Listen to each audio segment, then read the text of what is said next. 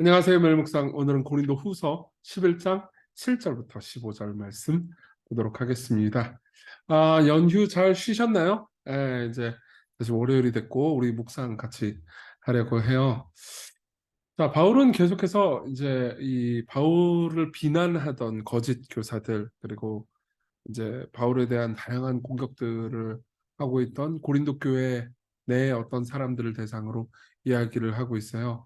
그들은 참 어리석어요. 그리고 바울은 그러니까 자신을 낮추는 진정한 지혜를 말해주려고 합니다. 근데 어쨌든 계속해서 지금 바울이 얘기하고 싶은 것은 자신을 변호하는 겁니다. 그리고 고린도 교인들은 진짜 말 그대로 다양한 방식으로 뭐라고 해야 될까요? 오해하기로 작정했다고나 할까요? 정말 다양한 방식으로 바울을 오해합니다. 내용 한번 살펴보도록 하겠습니다. 7절입니다. 내가 너희를 높이려고 나를 낮추어 하나님의 복음을 값없이 너에게 전함으로 죄를 지었느냐? 그렇죠? 그러니까 바울이 한 건 이거밖에 없어요. 그들을 높이려고 자신을 낮추고 하나님의 복음을 값없이 전했습니다. 그러니까 무슨 말이냐면 복음을 전함으로써 사람들에게 돈을 받거나 사례를 받지 않았어요. 바울은 이제 마게도냐 지역에서는 돈을 받았습니다.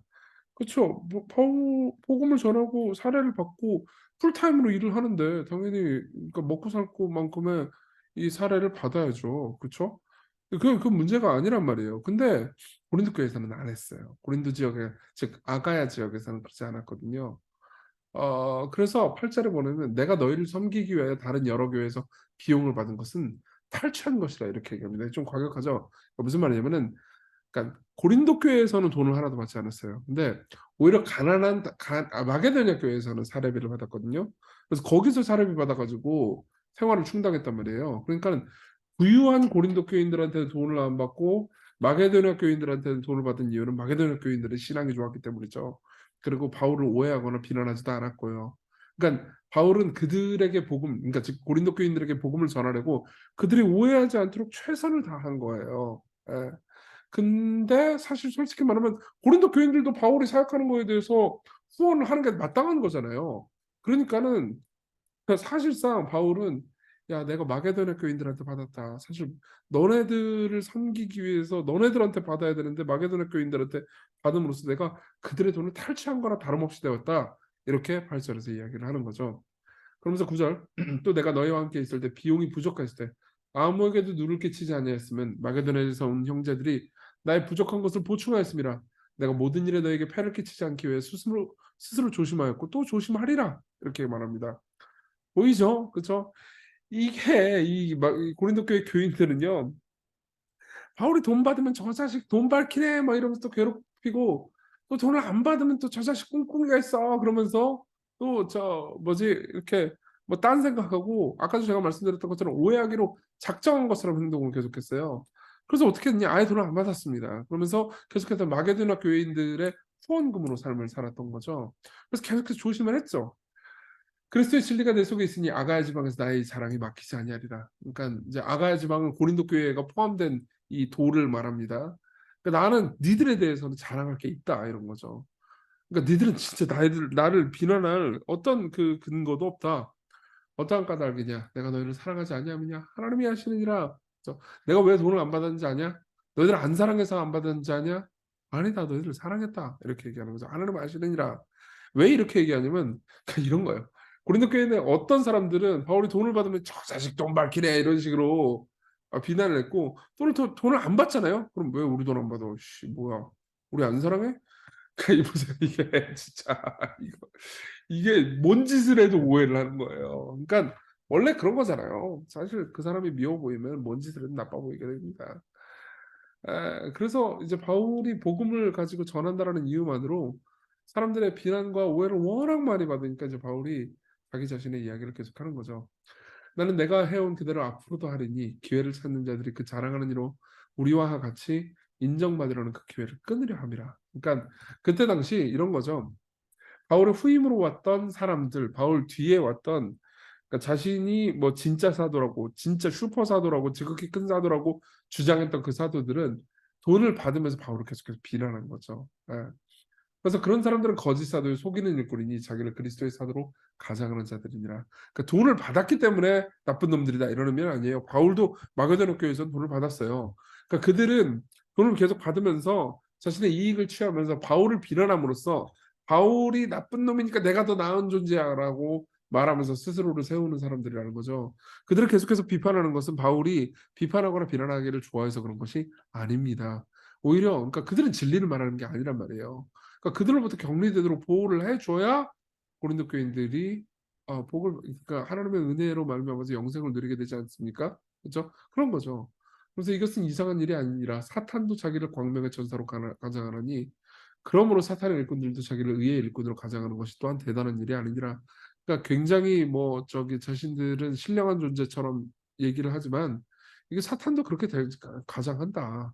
그러면서 그들의 마지막은 그 행위대로 되리라 이렇게 얘기를 하는 거죠. 결국 그들이 행한 대로 하나님께서 갚으신 것이다라는 거죠. 이거는 바울이 이런 소망을 표현하는 거기도 합니다. 내가 행한 대로 하나님께서 결국 반드시 갚아주실 것이다. 이런 소망을 표현하는 것이기도 하죠. 자, 지금까지 내용 봤는데요. 적용해 봅시다. 첫 번째는 목회자를 비난하는 문제에 관해서 이야기를 합시다. 아까도 얘기했듯이 고린도 교인들은 마치 오해하기로 작정한 것처럼 바울을 대했어요. 그러니까 우리도 그럴 수 있습니다.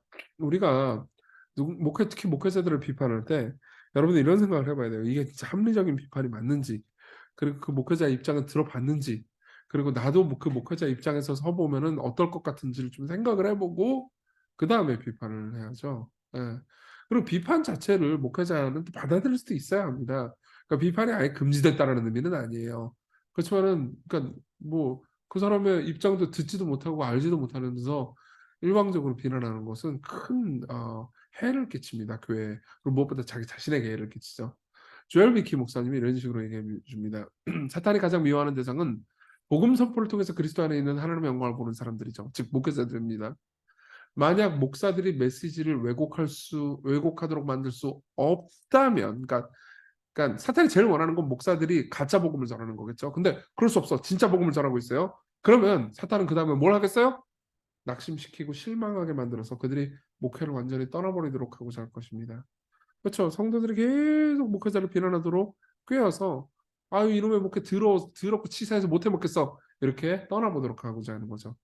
사탄의 무기고 있는 무기들 중에서 다양한 형태와 모양으로 된 비판이라는 무기를 사용하는 것보다 이 목적을 성취하기에 더 효과적인 전략은 거의 없습니다. 그렇죠? 정말 많은 사람들이 비판 때문에 상처를 많이 받습니다. 제 동료 목회자들 중에서도 교회에서 물론 저는 굉장히 비판 안 받고 존경과 사랑을 받으면서 목회를 잘하고 있어요. 그렇지만 제 동료 목회자들도 아우 뭐 너무 심한 그러니까 말도 안 되는 비판 때문에 힘든 적이 많았거든요. 그러니까 여러분들이 뭐 목회자가 잘못을 하면 또 비판받을 수 있죠. 그렇지만 여러분 혼자 오해할 수도 있는 겁니다. 예.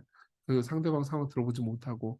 그러니까 여러분들이 시공교회에 목회자들을 위해서 많이 기도해 주셨으면 좋겠어요. 두 번째입니다. 우리에게는 마지막 보상이 있다는 거죠. 바울은 맨 마지막에 그들이 즉 거짓 교사들이 그들의 행한 대로 하나님께서 대하실 것이다라는 이야기를 하면서 결국은 자기 자신이 자신의 행한 대로 하나님께서 갚으실 것이라는 소망을 말해주고 있잖아요. 그렇죠? 워렌 USB라는 목사님의 그 책에 보면 이런 이야기가 나옵니다. 그러니까 어떤 선교사 부부가 있었어요. 이 선교사 부부가 선교를 하고 돌아오는데 그때 마침 루즈벨트 대통령이 같은 나라에 도착해가지고 같이 돌아왔대요. 그래가지고 이제 이 선교사 부부는 루즈벨트 대통령이 탄 배를 같이 타고 온 거죠. 뉴욕으로 돌아왔는데 뉴욕에 딱 오니까는 루즈벨트 대통령은 그 아프리카 오지로 사냥하러 갔거든요. 근데 사냥하러 가서 돌아오는데 수많은 인파가 몰려가지고 환영을 하고 기자들이 모여가지고 회견을 하고 그랬어요. 근데 이 선교사들을 반겨주는 사람들은 아무도 없었던 거죠. 여러분 그거 좀 아셔야 돼요. 선교사님은 오랫동안 바깥에 있었기 때문에 한국에 돌아오면 친구들이 아는 사람 별로 없어요.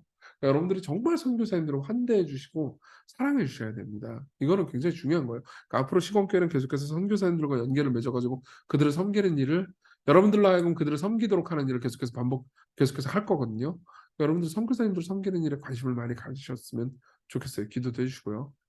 근데 어쨌든 간에 그 선교사님들이 이제 그 부부가 이제 뉴욕의 싸구려 호텔로 간 거예요. 그래서 그날 저녁 초라한 호텔방에서 부부는 뉴욕에 도착한 것을 되돌아보았고 남편은 다소 씁쓸했어요. 이건 불공평해요. 그는 아내에게 말했습니다. 루즈벨트 대통령은 사냥 여행을 마치고 집에 돌아오는데 온 나라가 그를 만나기 위해 몰려듭니다. 우리는 수년간의 섬김을 마치고 집에 돌아왔는데 아무도 우리를 반겨주는 사람이 없어요. 그러니까 그 아내가 정답을 알고 있었죠. 하지만 여보, 우리는 아직 집에 온 게 아니에요. 예, 집에 온 게 아니죠. 이 선교사님들의 집은 본향, 즉 천국이니까요. 예. 이건 저한테도 참 도움이 됩니다. 저도 비판에 시달릴 때가 있습니다. 그리고 제가 억울할 때가 있죠. 예. 목회자들도 비판과 억울함에 시달릴 때가 있습니다. 근데 아이씨 내가 이렇게 노력했는데 왜 사람들은 나를 인정 안 해주나? 이 노력은 모르고 말이야 맨날 비난만 하고 이렇게 생각하는데 진정한 인정은 이미 그리스도 예수 안에서 칭의로 받았고요.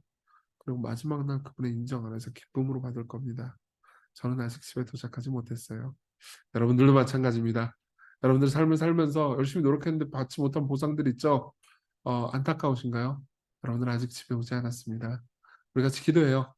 목회자들을 사랑하면서 위에서 기도하고 선하게 목회자들의 행동과 말을 해석할 수 있는 마음을 달라고 우리 목회자들을 지켜달라고 우리 삶에서 받지 못한 보상들 때문에 괴로워하기보다는 오히려 우리가 아직 집에 오지 못했죠? 예, 궁극적인 보상을 주실 주님을 바라보게 해달라고 같이 간절히 기도합시다.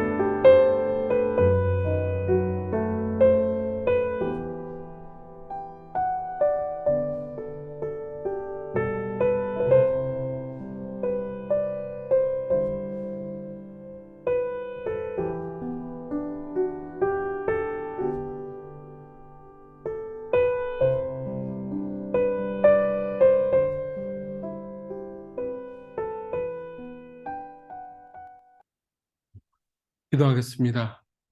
은혜로우신 하나님, 우리의 삶에서 우리는 수고하고 노력했지만 받지 못했기 때문에 억울함을 느끼는 것들이 있습니다. 우리가 아직 고향에 오지 않았음을 기억하게 하소서. 그리고 궁극적으로 이 모든 것들을 갚아주실 우리를 영화롭게 하실 하나님의 은혜를 기억하게 하소서. 그리고 특별히 저를 비롯해서 모든 목회자들이 그 주님의 갚으심을 바라며 오늘을 굳건하게 살아가게 해주세요. 예수님 이름으로 기도했습니다. 아멘. 네, 하나님의 은혜로 한 주 힘차고 은혜롭게 시작했으면 좋겠습니다.